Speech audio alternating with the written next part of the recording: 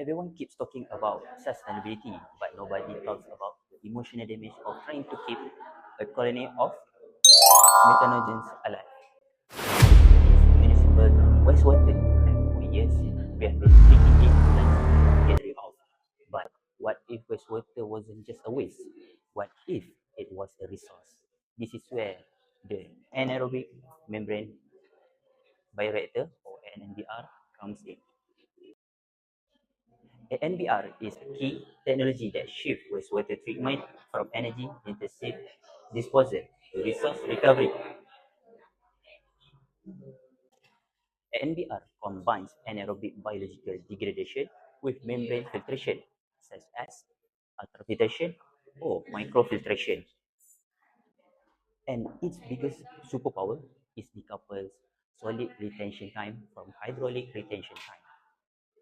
In simple terms, even when the wastewater flow rate goes crazy, slow growing methanogenic archaea stays safely inside the system.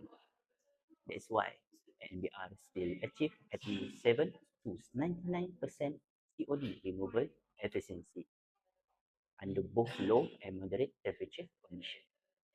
And unlike conventional aerobic systems, which are basically energy vampires, NBR operates without eration.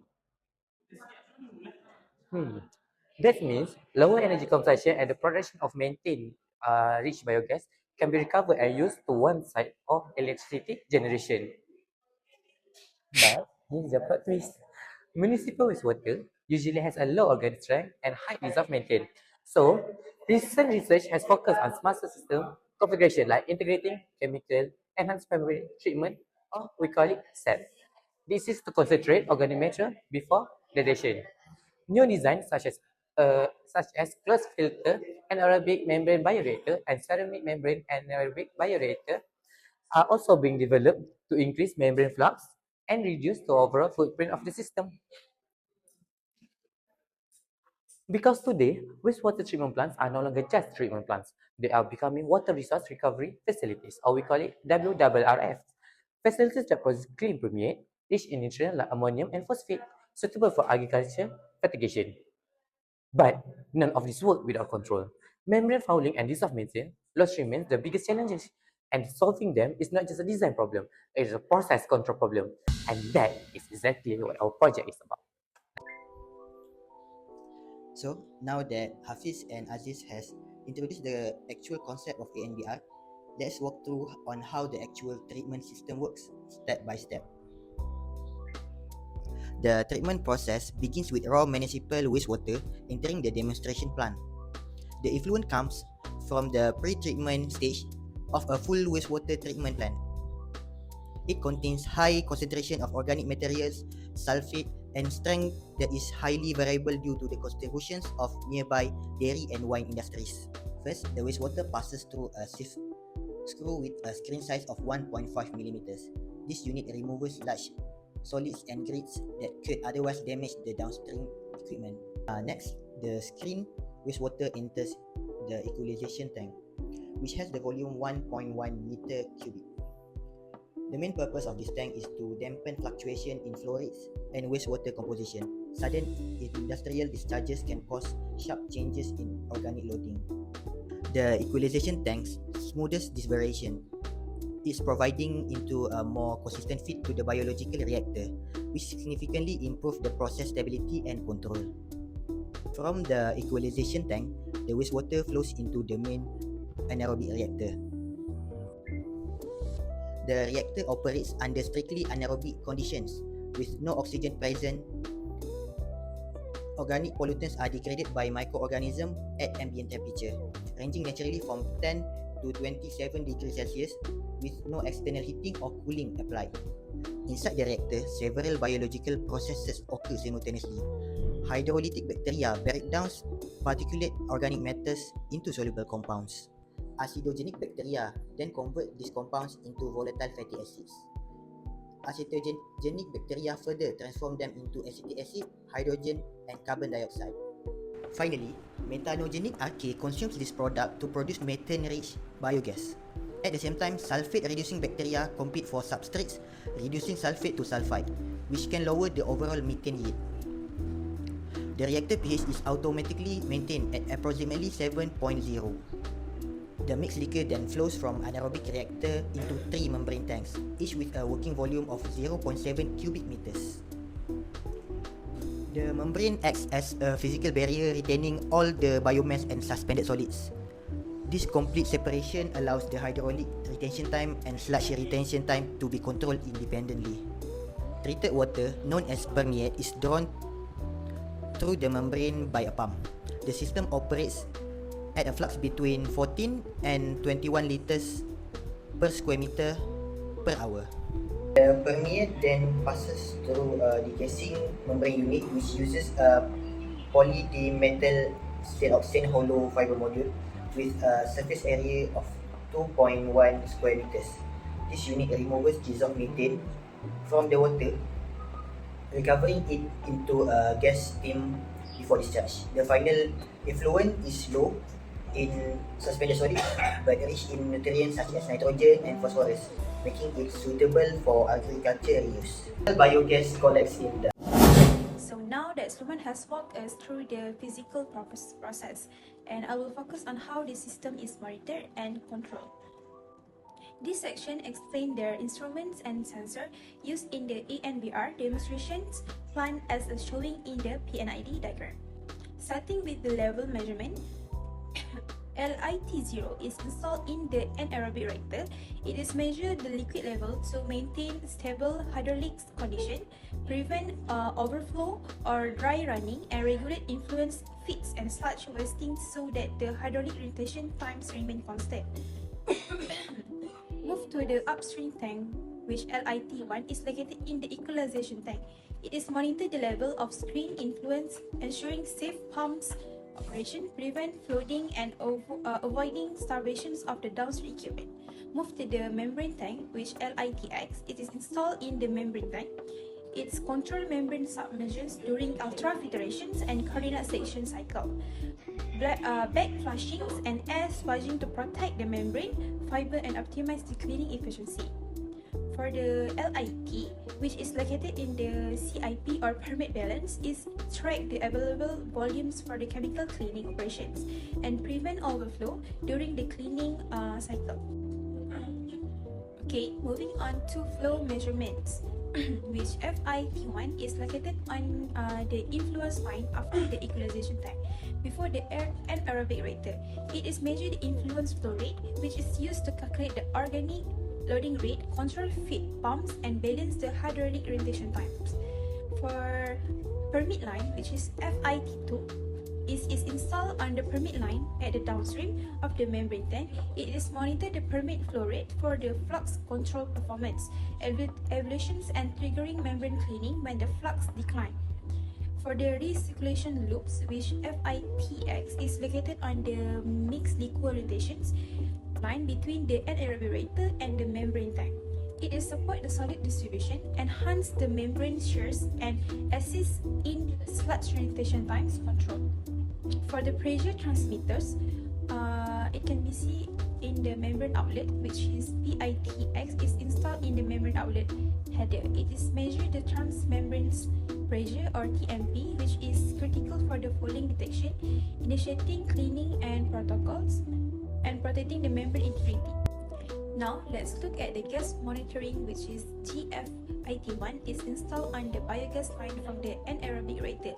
It's measured the biogas flow rate, which is used to calculate the methane yield and evaluate the energy recovery performance. Move to degassing vessel, which GFITX is located at the outlet of the degassing membrane units. It's measured the recovery dissolved methane, supporting the degassing efficiency assessment and greenhouse gas mitigation. For the gas pressure indicator, which is GPIT1, is installed at the gas dome of the anaerobic reactor. It's monitor the headspace pressure, ensuring the safe operations and preventing the overpressure.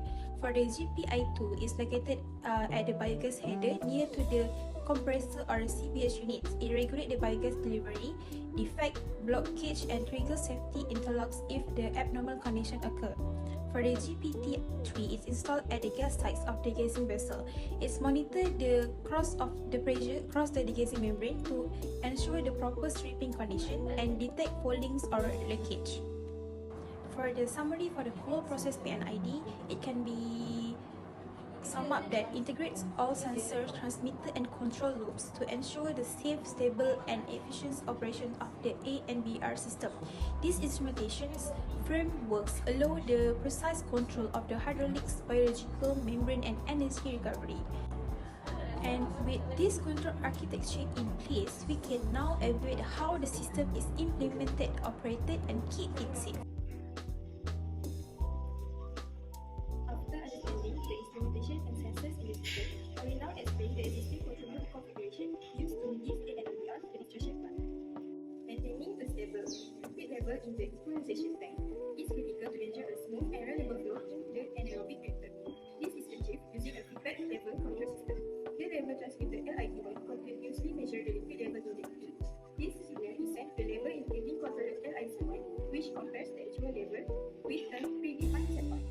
If the level is too high or too low, LIC1 will send a control signal to pump P1, adjusting its speed to either increase or decrease the flow from EP into the anaerobic reactor.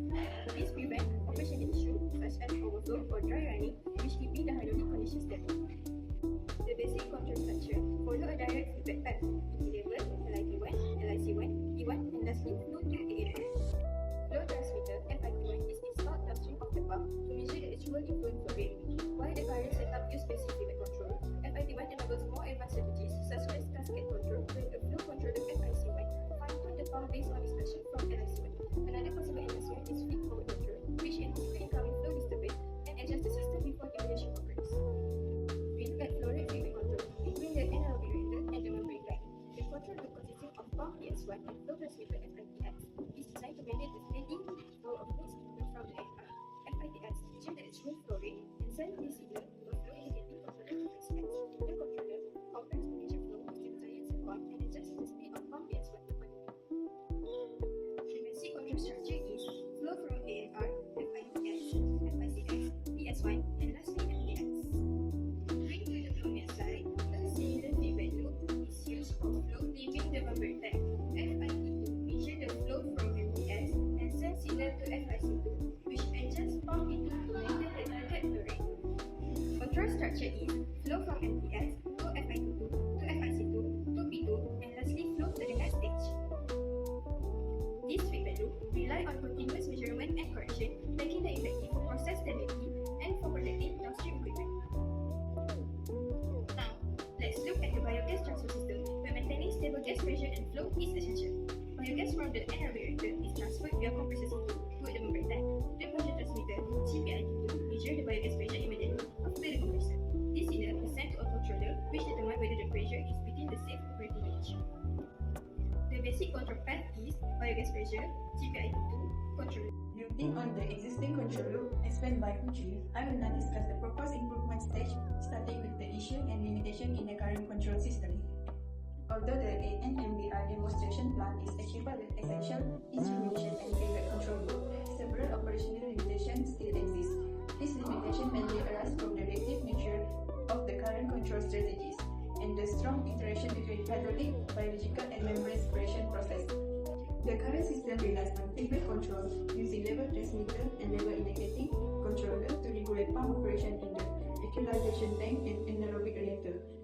This approach performs well under steady state condition, but show limitation when sudden change in effluent flow occur.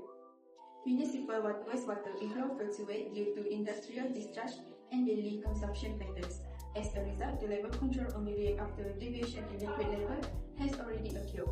This is delayed rectification can cause repeat level fluctuation, increasing the risk of overflow, pump confusion, and unstable hydraulic condition. Gas pressure in anaerobic reactor and biogas transfer line is monitored using gas pressure indicating transmitter. This instrument is essential for safety control. However, the existing pressure control strategy remains largely reactive and it is inefficient in handling unexpected variation in biogas production. Flow rate control in the current AnMBR system is handled by several independent feedback loops, managing influent recirculation and from flow. while each performed uniquely on its own, strongly interaction effect can occur due to the highly integrated nature of the process. The absence of coordinate control strategies such as CASI and supervisor control limit the system's ability to respond effectively to complex multivariable disruptors. This identifies limitation from the bias for the improved PNID and enhanced control strategy proposed in the next section. And this is where the true system optimization begins. After identifying the weaknesses in the original control system, I will explain the improved control strategies in the updated PNID. These enhancements strengthen feedback control, introduce cascade control, and integrate feed-forward compensation to improve system stability, safety, and automation. Let's begin with the equalization tank, which buffers fluctuation in influent flow and wastewater characteristics before the anaerobic reactor. In the improved design, the tank liquid level is the primary control variable to prevent overflow, avoid pump down running, and maintain a stable hydraulic load. The level is measured by LIT0 and sent to LIC1, which compares it with the set point and generates a corrective output. A major enhancement in this PNID is using the controller output to directly regulate pump P1 speed instead of on and off or feed speed operation. The pump speed increases when the tank level rises and decreases when the level drops, providing smooth proportional control. This reduces level oscillations, minimizes mechanical stress, and improves loop stability. A flow indicator transmitter FIT1 is installed downstream to monitor the actual flow to the anaerobic reactor. Although not used for control, it verifies that pump speed changes produce the expected flow, ensuring a consistent and stable influence for anaerobic biological processes. The next improvement focuses on the mixing tank MTX. In the original design, flow from the anaerobic reactor to MTX was controlled independently, while the tank level was only monitored, limiting disturbance response. In the improved PNID, the MTX liquid level is measured by LITX and controlled by LICX to maintain safe operating levels and ensure sufficient downstream feed. To enhance performance, a level flow cascade control is implemented, where LICX acts as a primary controller and sets a flow set point to FICX. The actual flow is measured by FITX downstream of pump PS1, and FICX adjusts pump operation accordingly. This arrangement enables rapid correction of flow disturbance while maintaining stable tank levels, making it a robust strategy for wastewater treatment system. For safety and monitoring, a low flow alarm FALX is added to alert operators to issues such as pump failure, blockage, or insufficient reactor liquid. Auxiliary flow control on the sludge or recycle line is maintained using FIT2, FIC2, and pump P2, while pH and ORP analyzers remain for monitoring only. The final improvement involves the biogas transfer system. In the updated design, control is integrated from the compressor through the membrane purification unit to the CHP engine, forming a coordinated gas conditioning and delivery system. A pressure indicating controller PIC serves as the central controller, receiving feedback from the CHP inlet pressure transmitter GPT IT3 and feed-forward signal from the compressor discharge GPT IT1. The most significant enhancement is integrating the membrane tank into the control logic, allowing the system to account for pressure drops and back pressure from gas purification.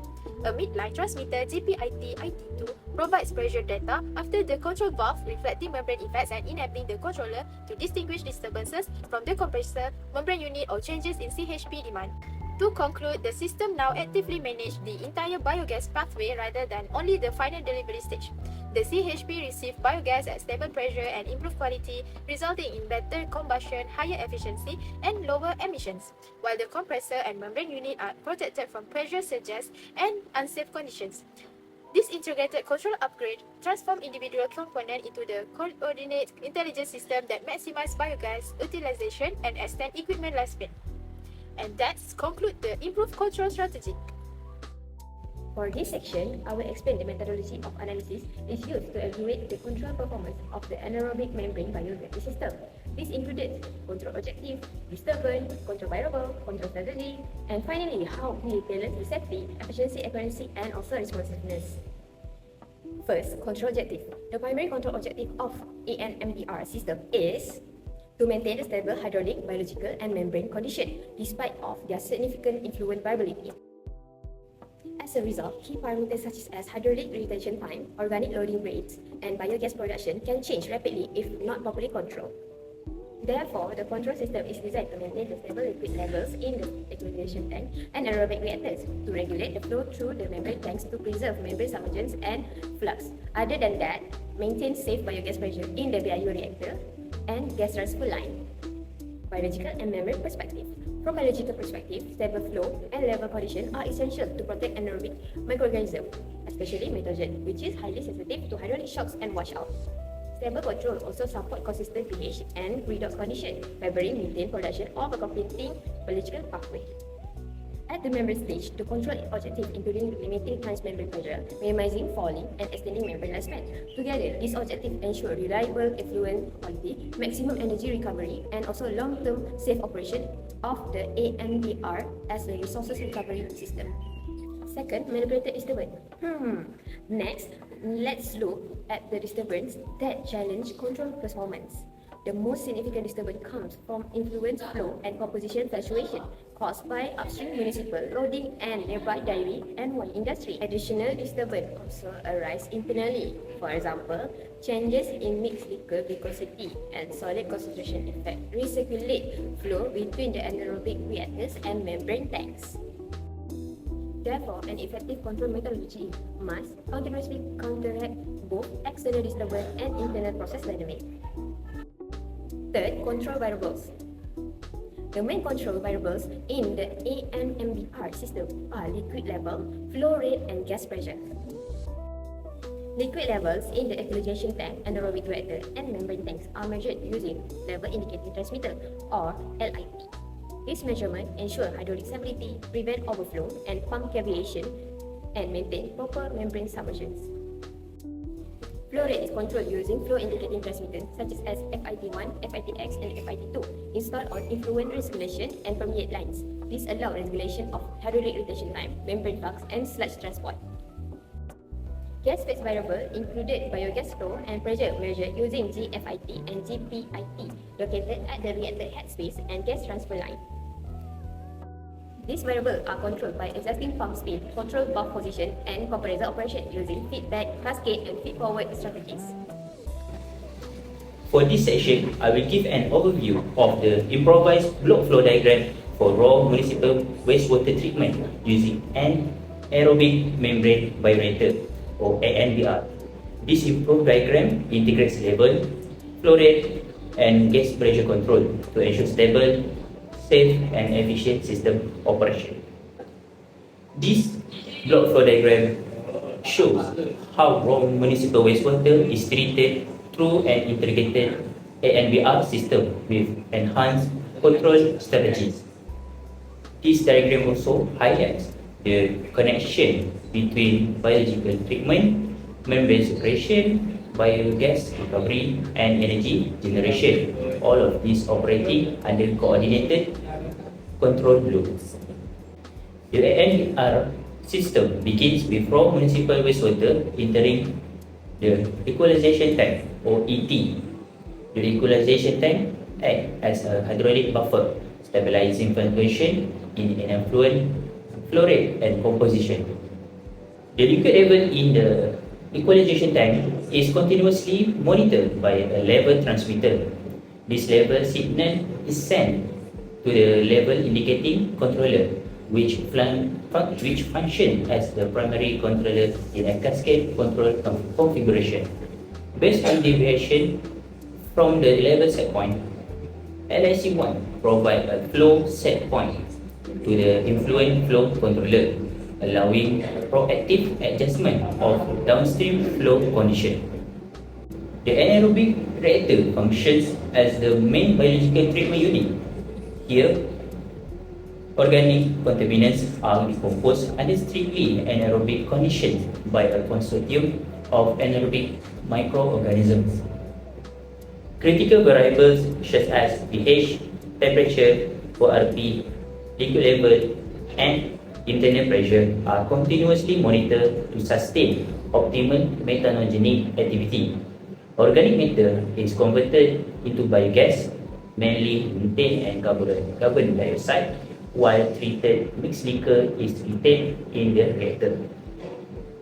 Excess biomass is periodically removed through the sludge waste line using pump 2 to maintain the required sludge retention time and prevent solids accumulation. Biogas management system.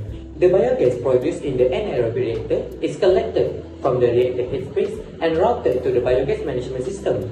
Gas pressure transmits GPIT1 and GPIT2 to monitor pressure condition within the reactor and the pipelines. After that, biogas is transferred via compressor C1 and C2 where integrated feedback, cascade and freeform control manage gas pressure and flow. Gas flow transmitter GPIT1 and GPITX provide real-time measurement to ensure a stable supply of biogas to the combined heat and power of, we call it CHP unit. This control gas system reduces pressure fluctuation, protects mechanical equipment, and maximizes energy recovery efficiency. To conclude, the improved PNID enhance control performance, operator safety, and maintenance effectiveness. This integrates approach support stable AnMBR operations and maximize energy recovery.